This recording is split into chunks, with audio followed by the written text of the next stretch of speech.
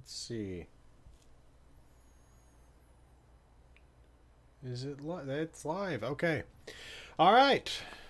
Hello, everybody. It is 6 p.m. on Friday, June 16th, 2023. I'm the Resolute Cartographer, and we're still here in Natick. That's because I haven't quite finished the Natick lore video. I'm hoping to finish that tonight. At least the script and record the audio. I have been kind of held up on the real world history section just because I find myself drawn off onto tangents and trying to figure out the right amount to talk about individual pieces of the history. Because the thing about the amount of the game version of Natick there is to talk about, there's not that much. So I'm trying to make sure that the amount that I talk about real world Natick is as much, if not less, than in-game Natick. Which, again, there's almost nothing really defined about the way Natick was. We just have to make guesses as to what life was like here. We do have a little bit of information from Marshall's house, which last time I believe I was referring to him as Marshall Wu, but I don't actually know if this was Marshall Wu's house, but we do know that it was Marshall's house. That is because there's a terminal entry, well, a terminal full of entries here from Kim Wu, who was a child living in Boston who was forced basically to relocate here to avoid ending up in a camp. Now, I had originally said this was Marshall Wu because, I mean, Kim talks about their uncle Marshall, and so I was assuming father's brother or something like that. But that's not necessarily the case. In fact, it makes more sense to me now that Marshall was probably white, or at the very least not Chinese, because they were able to come here and hide at his house and generally keep out of sight of the locals and not have to deal with people calling the government on them and stuff like that. So I think what happened here was Marshall was the husband to Kim's aunt Song, and in that way they knew that they could have people. They knew they could hide here at their uncle Marshall's house. So I think that's Marshall's relation to them was basically an uncle, but not a blood relative of Kim Wu. So anyway, though, in terms of the real world history, again, I think I talked about this last time, and I definitely have talked to the people on my Discord about it. But the historical society for Natick is amazing. It's the best one I've come across, and part of that and in learning about the town, I learned about the Natick Historical Society because they list their origins within their documentation. So Harriet Beecher Stowe, the author, she and her husband were a couple of the founding members of the Natick Historical Society. So I thought that was pretty interesting. Now, along with that, they've been around since the mid 19th century, and along with that, they spent 2020 digitizing their archives and putting everything online. So you can actually find things to read about the town on the internet. Hey, look at that. Brother to Steel Patrol. Civilian. I actually don't know what my relations are to the Brotherhood on this character. I'm remembering Fallout 76 where you're not, so. Alright. But, yeah, it's, so because they've got such a good historical society, they've got a huge amount of information. But even beyond that, I found another one of those really interesting individuals when I was looking at the history of Natick in the real world, which is what is his name? Henry Wilson, vice president. The thing he's most known for is for being the second vice president to President Grant.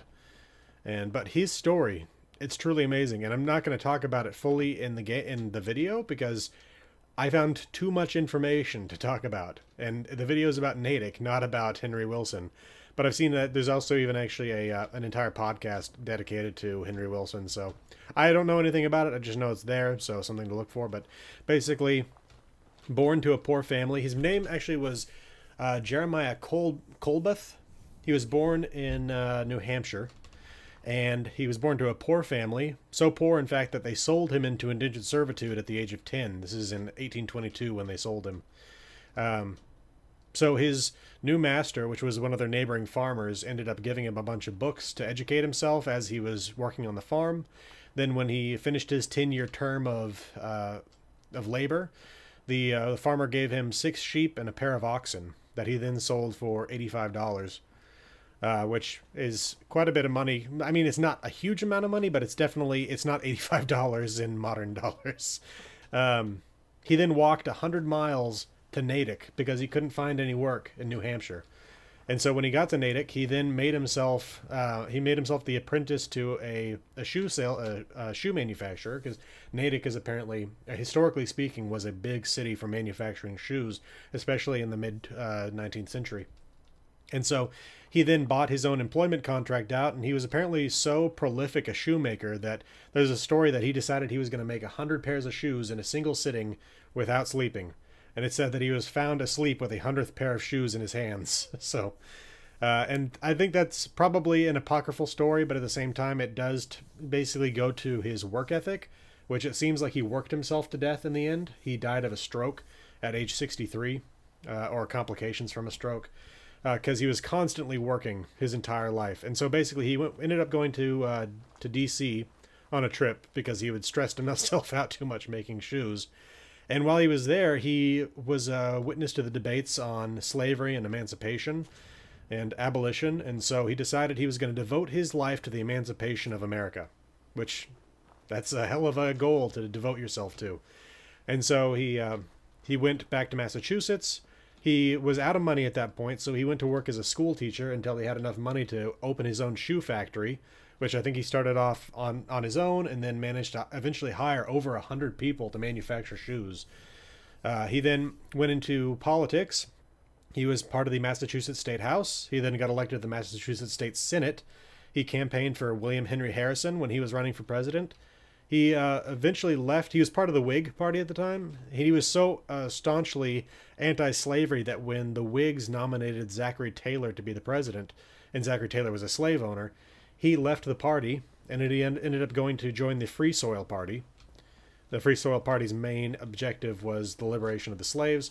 He then, ran for the governor of Massachusetts as part of the Free Soil Party. He didn't manage to win it, though. He lost out to a Whig. But then he left the Free Soil Party to join the Know Nothing Party. And then after that, he was elected to the United States Senate in 1855, where he then promptly became a Republican as soon as the party was founded, and worked his entire time in the Senate to basically end slavery, not allow the expansion of slavery across the country. Hey, Knight Spearhead, good to see you. And he was actually there on the Senate floor when Charles Sumner, his fellow senator from Massachusetts, was beaten with a cane by Preston Brooks, the senator from South Carolina. So, pretty crazy situation there.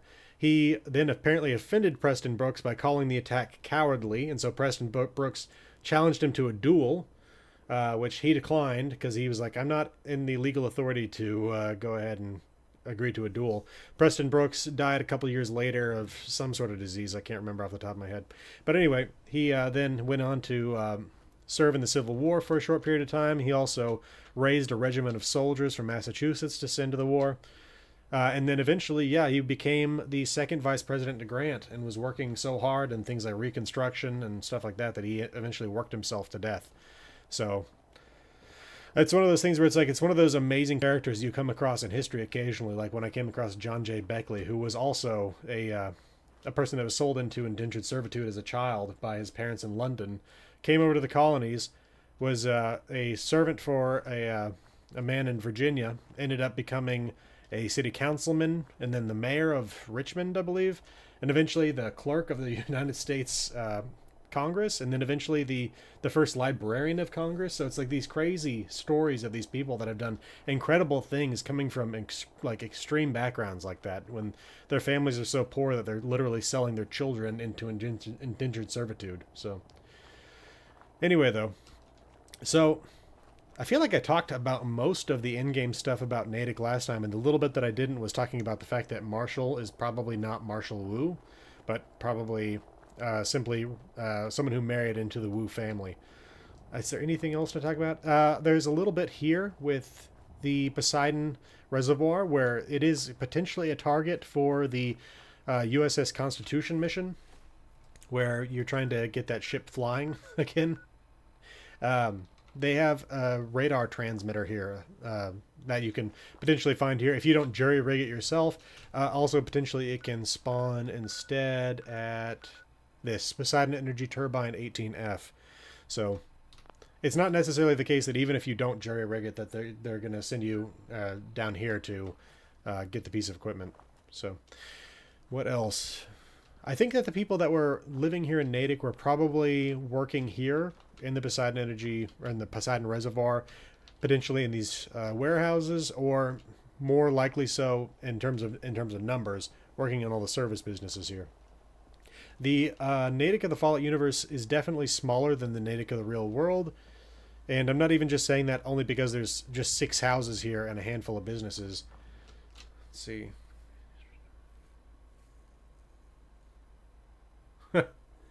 That's interesting. Crazy story I heard is that Peter the Great, he ended up adopting a slave as his son, and said that his son became known as the Hannibal of Russia. Interesting. Yeah, I love stories like that, though. But so and part of the other reason I say that it seems to me that Natick is a smaller city in the Fallout universe than in the real world is that in the real world, Natick got its rail line in 1836, I think. And that's what turned it from an agrarian town into an industrial center that manufactured shoes. But there's no sign of any railroad here, anywhere in town, or anywhere even really nearby. I mean, you look at this, and the closest thing is over here. But of course, this is just a representation, and you always have to take what you find in game with a grain of salt, as in like, is this really what it's like in the Fallout universe, or is this what they made it for us to explore in the Fallout universe? You know, so you always have to question if what you're seeing is a literal version of the actual Fallout universe. The other thing I did notice was there's definitely a mistake on the overpass over here. Let me just go ahead and fly there. I was trying to figure out what the name of this highway is over here, if it had a name, and as far as I can tell, it does not have a name. This closest representation I have for this in the real world is I-90.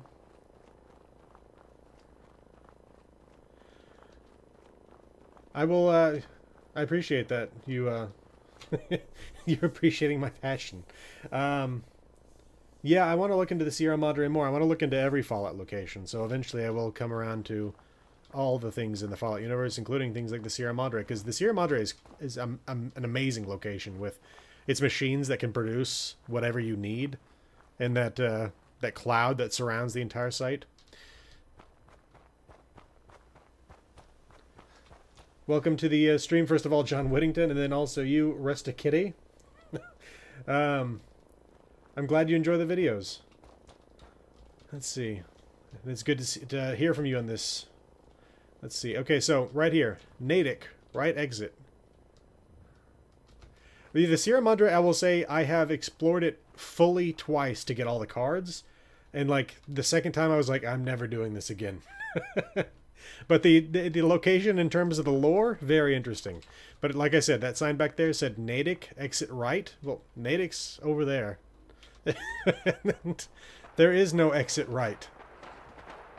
It just keeps on going. You get up onto this and you're on the southbound highway. And you're following that all the way south. So I don't know exactly what they mean by Natick, exit right on that sign. Yeah, this is Gunner territory here. Let's see, what else is there to talk about here in terms of things that I found? Oh yeah, a couple other things. First of all, flying around like this, I ended up finding a body on top of this right over here. Yeah. Gotta go flying off the highway to get to Natick. There's this body here on top of this. I don't know if this is like an overflow or a drain if the water gets too high in the reservoir. Yeah, how long until the vertebrate crashes? Probably not long. Okay, so right here, got a body with a plastic pumpkin and a case of Dandy Boy apples. I don't know what's going on here. It cannot have been easy to get on top of that thing, unless we assume that the reservoir was higher earlier. But can it really be higher when you consider the fact that there's a retaining wall right here that looks like it's about the right height out of the water to just be the normal height? Drugs is a good. Drugs would explain that. It's like that story they have on Netflix where it's like they put together like a 4-part documentary series about that girl that was on drugs and drowned in that water tower on top of the hotel. And it's one of those things where it's like, was it ghosts? No, it wasn't ghosts. It's like, okay, well, thank you for taking 4 hours of my life, or however long that was. Right here we have a boat that doesn't make any sense. This is Lake Cochituate, which I believe is the proper pronunciation of it. Cochituate. Cochituate. Now, Lake Cochituate is a man-made reservoir. It was built to be a reservoir for Boston. There's even an aqueduct that they built from Lake Cochituate all the way over to Boston. That reservoir is now a trail, actually, as of 2010. But it's a man-made lake with no businesses on the side of it other than the pumping station. So what need would there be for a large ship like this? I mean, we're talking like, I don't know if this is supposed to be a fishing trawler or a towboat, or a tugboat, I mean, but for what? It's just questions I've got for stuff like that. And then like there are similar boats on the floor of Lake Summersville in Fallout 76. These things that just don't make any sense. Why are these massive boats found on these little tiny water reservoirs? I mean, Lake Summersville is the largest lake in West Virginia, so that's a different sort of situation. But even then, there are no businesses on the side of Lake Summersville that would need a boat like that. Yeah, we got the mass fusion site down here where they're burying waste illegally. We talked about that last time, though. A thing I did notice, which I thought was pretty interesting, was you can see the fact that the road here heading south was originally supposed to like cut around the lake, but has been destroyed by the glowing sea, the crater of Adam, and the explosive force that radiated off the bombs. So the other interesting thing is that I should really just like figure out what the console command is for infinite stamina, or for just speeding myself up. More decoration for the lake. I mean, yeah, probably that's why that boat is there. But it again, in terms of logic, it doesn't make any sense. But right up here, we have a military checkpoint with a power armor set. In this case, this isn't going to always be the same armor, so don't take what I'm showing here as being something that you're going to be able to find yourself. It's X2 armor, I think is what it is. But yeah, so right here on the edge of the glowing sea. And the fact that I've got clipping turned off is why you see that Deathclaw just walking in place over there.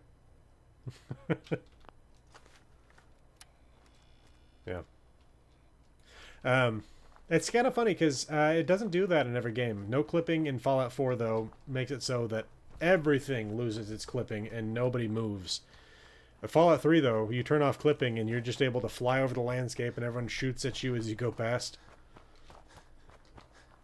But yeah, I was originally, when I was looking at the town, I was thinking, oh, the war is not really present here. But when you consider that they've got a checkpoint just south of town, they got their Pulaski Preservation Shelter up here by the that restaurant up there. And then you also have the fact that the Wu family is here hiding from anti-Chinese persecution, which is directly caused by the war. They definitely were feeling it here, even if, you know, they're still thousands of miles from the war front and they're even inland away from the coast and everything like that. Oh, yeah, there's another sign of the bombs here, which is that one of the bomb literally flung a tree onto the roof of the church, which I thought was pretty interesting. But along with that, there's also little signs you can see here or there in terms of environmental storytelling. So the heart of town was clearly at one point held by raiders. And you can tell that because of these walls here, which I don't typically see. I don't think we typically see super mutants build stuff like this. Now, they do put in things like these spikes and stuff. But along with that, you can tell that raiders used to occupy this site, because if you go to the outskirts of the location, you can find where they've been killed, like right here. And you can even go up here under the roof of the church, and you can see where some of them were trying to flee the attack that was taking place. So this heart of the town, as far as I can tell, was once controlled by raiders, then was taken over by super mutants. But the raiders didn't give up the town entirely. Instead, some of them managed to remain here in the Roadside Pines Motel, which is a little bit nuts, really, when you consider it, because the super mutants are right there. And this is a raider outpost, because it's just like... they could see each other. And raiders are the super mutant food source, so I don't know, maybe they were just leaving them here as as like a refrigerator, a pantry that they could dip into whenever they needed them or something like that. I don't know why else the super mutants would tolerate the raiders being here. My guess as to why yeah, you can hear the raider shooting at me, but again, clipping's turned off, so while he managed to get out of bed, he's stuck.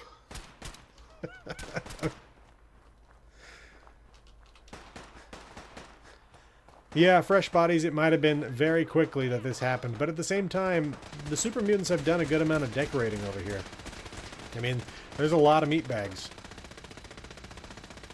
Oh, the Brotherhood's now fighting him. Why don't I turn clipping back on and just let this happen? Because otherwise, they're just going to keep on going at it. There we go. I gotta say, the Brotherhood, their power armor in Fallout 4 is really impressive looking. Anyway, though, Brotherhood, you're nothing. Let's see. What else is there to talk about in this little town? I think we've covered it all now. I mean, there's really not much more I have to say than what I'm going to be putting into the video. I haven't talked about the full history of it in real life, but I'm not going to talk about that here. Yeah, the T-60 armor looks good. Makes the T-40 look, or T-45 look really flimsy by comparison. Looked underneath the lake. You know, I was actually meaning to, because first of all, there's a book return machine right there, but beyond that, I did see a tire pop up while I was getting ready to stream, so why don't we go ahead and take a look. I'll turn clipping on again just to make it easier.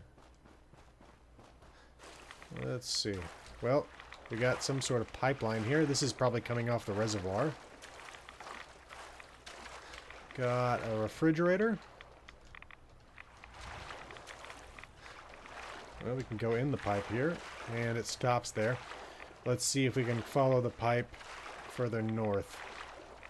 Well, we got another sunken ship here, and another one that's too large for this lake. Let me go ahead and turn on God mode so I don't drown or die of radiation. What do we got here on the roof? Nothing. Okay. We'll keep on heading north. And more of the pipeline. Let's see. Nope, dead ends again. Does this keep on heading up towards the reservoir? I assume it does. Hey, we got some radioactive barrels. We got a steamer trunk there, or industrial trunk.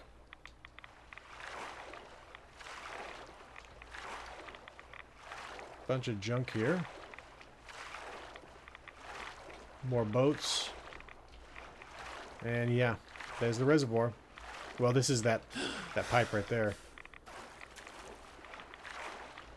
Which I assume is connected to the reservoir, because I don't know why else it would be there. And plus you got this right here coming down. And again, man-made reservoir that it is, they need a way to pump the water out of the lake.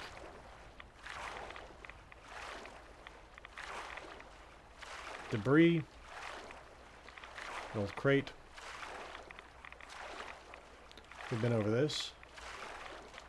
Always lament that the Triggermen were not a proper faction. Would have given Fallout 4 more of a northeastern flavor. Yeah. Would have been interesting to see. Got another boat there. Let's keep searching the lake. Got a boulder. Some vines. You know, there are vines like this on the church. They remind me a bit of the vines on the Mothman shrines in Fallout 76. What is this? Speed limit sign, 25 miles per hour. What is that from? Because we are nowhere near a road here. Okay. Ah, they're having some fun here. Got a couple bodies, a couple crates, or not crates, barrels. Toilet. Not sure what the implication of this is.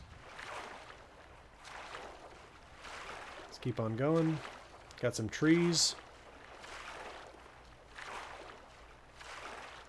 Yeah, underwater cars. Here's another car. More debris.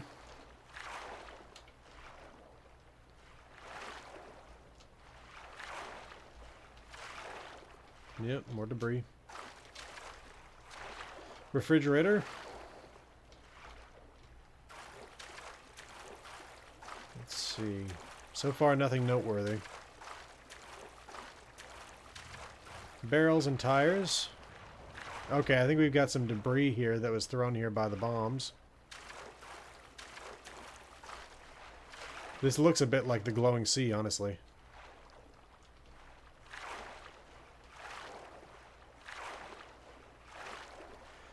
Boulders, trees, tires.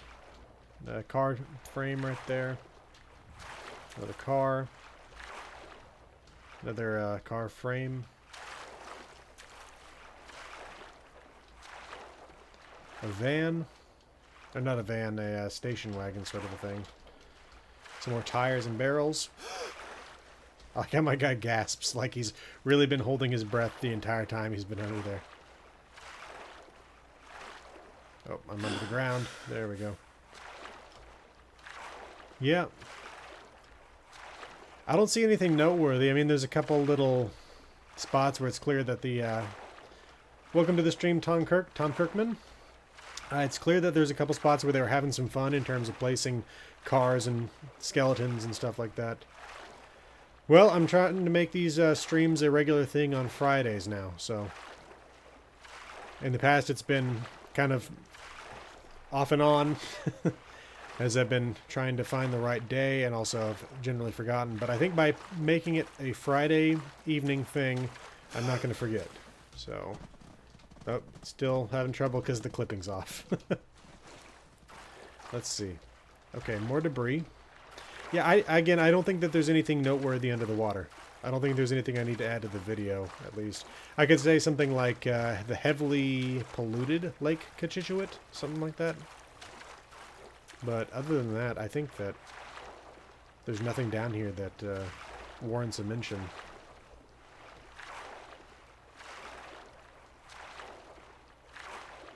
Let's see. Yeah, we've already covered everything that's up here. I need to figure out what the console command is that turns off... the underwater view. Back in, yeah, that's the little bit of a hack way of doing it, but it's, yeah, that's not really, no. I think it was Oblivion, perhaps? Back earlier versions of the Creation Engine, you could hover just at the water's edge and see the underwater without the filter.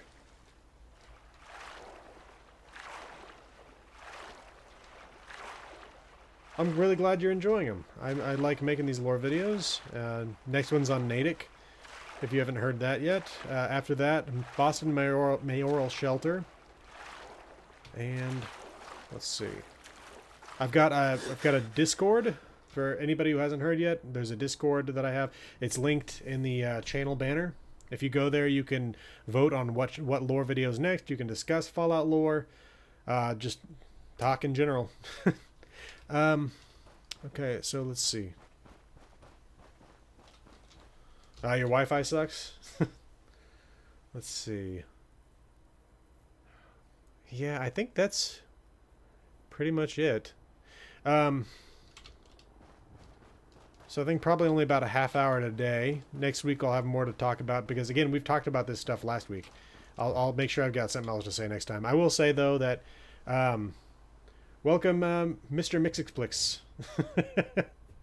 That I'm part of the Starfield creators Discord, and today they sent out a note that you can apply for a free key to Starfield if you're a creator, so that you to create content on it. So I did that. We'll see what comes of that, whether or not something does. I mean, regardless of whether or not I get a free key from Bethesda, I'm still going to cover the game, but it would just be nice.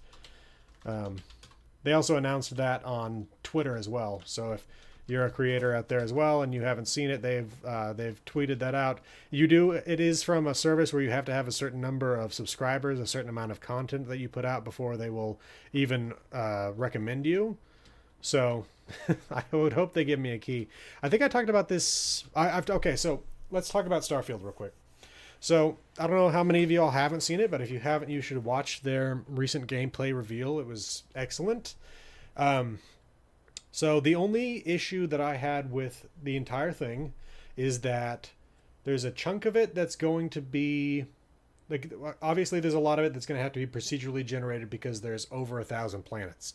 I don't have a problem with that because again, if you're going to make 1,000 planets, which I think you have to have a large number of planets if you're going to do a real sci-fi game, I think that the only problem I really have with it is the fact that, and I understand why they're doing it, is the fact that within the procedural stuff, they're going to basically be throwing in chunks of handmade tiles of things, and it's going to be entirely random. So you could be on planet A, and you could find an outpost. The problem is you can't tell someone else, hey, go to planet A, this outpost is there, because it's not going to be there for them. I mean, it might be, but it's going to be incredibly unlikely that they're going to find it because these things are going to be placed at random.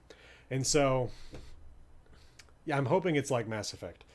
But, so the problem is that I'm assuming that they're going to make it so that specific sites are on specific planets that are quest related. So it's like, you need to go to planet Zeldon because that's where you're going to find this artifact from this ancient race.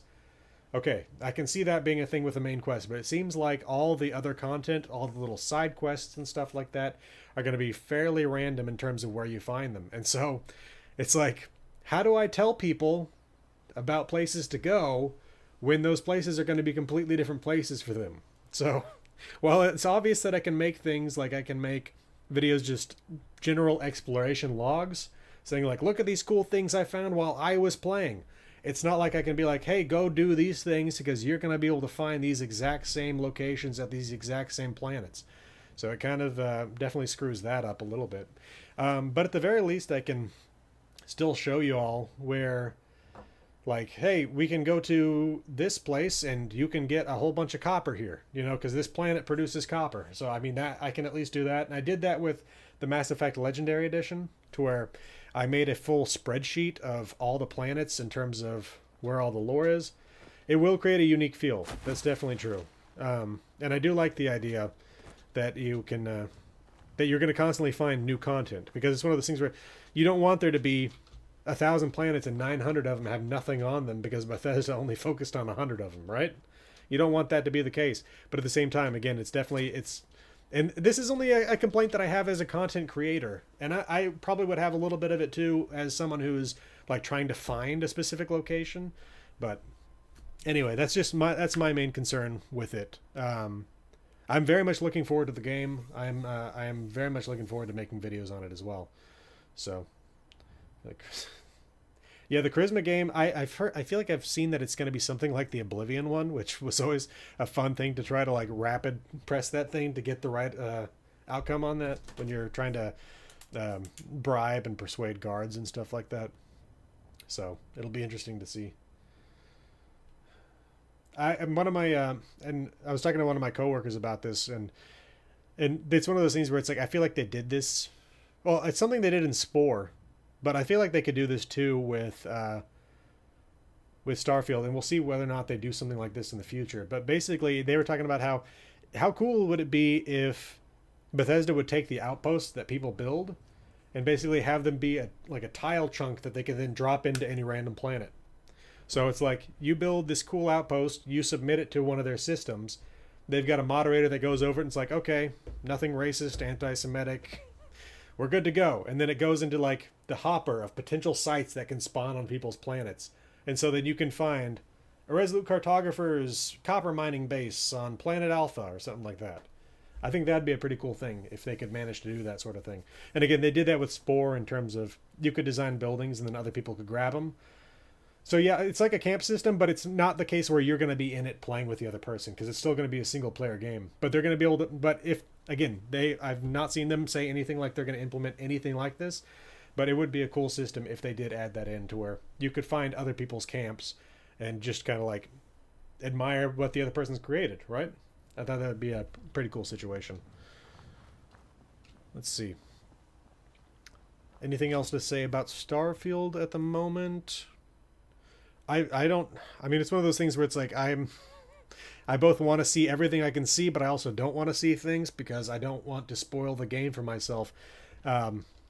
Just because every time you experience a Bethesda game for the first time, it's always amazing. Like, I still remember the feeling I got the first time I played Morrowind, for example. Just the feeling of like endless possibilities you get when you like start walking out on the continent. Now, of course, over time, the borders of possibility kind of start to move in on you. But that initial feeling you get when you really start seeing the world and see how vast everything is, it's an incredible feeling. Well, okay, so I wanted to get the watch version, but $300 is a lot. Um, again, the key, if I do get a key from Bethesda, it's the premium edition, which would be great. Um, Regardless, I'm gonna end up getting all the content as it is, because I'm gonna make videos on it. So we'll see how that ends up. Intro for Starfield reminded you of Doc Mitchell. Let's see. What else though? Anything else to say about Starfield?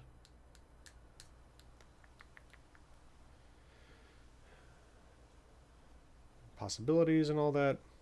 Yeah, I mean, it'll be interesting to see. Welcome Sean to the stream, coming in here towards the end, but it's good to see you regardless. I don't know. I don't know what more there is to say about that. If I do get the key, or if I don't get the key, I'll still pre-order the thing and get it with 5 days early access regardless. It seems like there's an embargo where you're not allowed to talk about it for the first 5 days, which I don't know how that's going to work with people streaming it, because I'm sure people are going to stream it, right? So I don't know how they're going to control that, if they're just going to end up like banning a bunch of people streaming the game. But regardless, I don't know.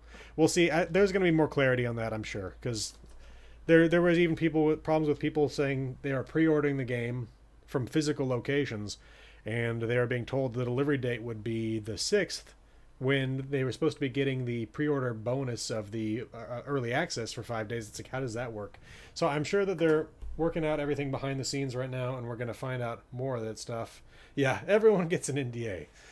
And I'm sure that when they talk about there being an embargo, I don't know. I'm sure they're going to explain more about what they mean by that. I am, because again, they might just prevent people from streaming it. I don't know.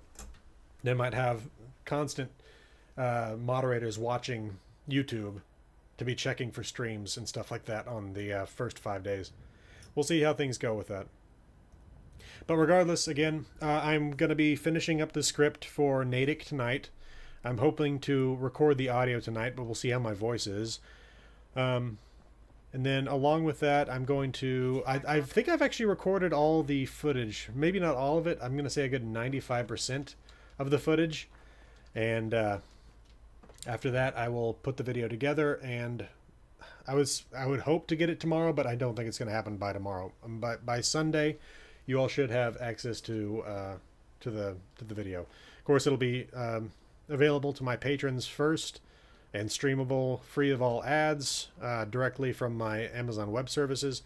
Everybody else will get it the next day on YouTube. So I think that'll do it for this time. Again, if you're interested in voting on what lore video comes next, or just discussing Fallout lore in general, or any lore, you can come to my Discord. There, it is linked in the channel description.